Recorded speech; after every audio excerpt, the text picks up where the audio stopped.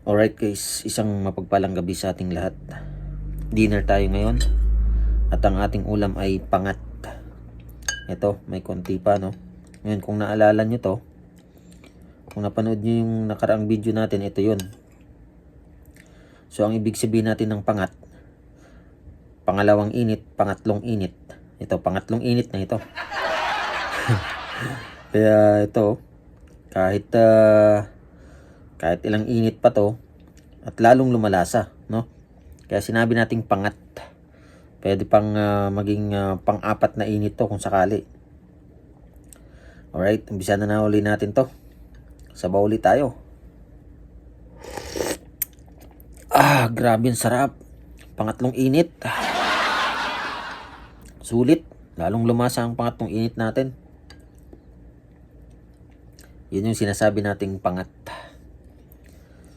Kumbaga, nainit na natin ng paulit-ulit.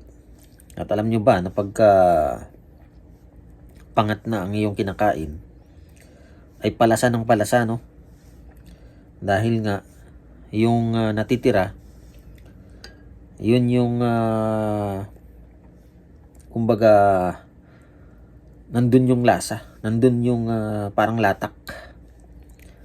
Kaya hindi pwedeng ismulin ang pangat. Yan, may kanin tayo, no? Yun.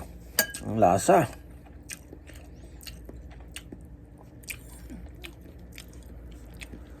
Sulit na sulit.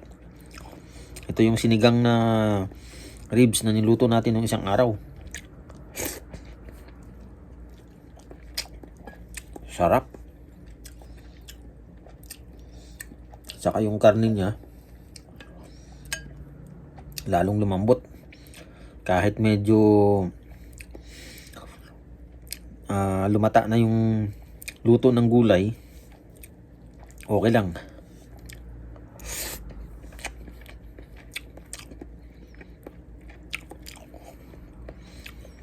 Okra, sarap.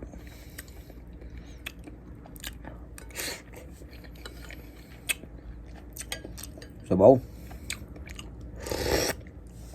Grabe, sarap talaga. Sarap ng pangat.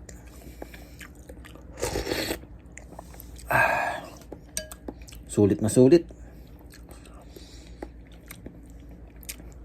Alright. Kayo ba ay kumakain din ng pangat? Tutuloy lang natin ito.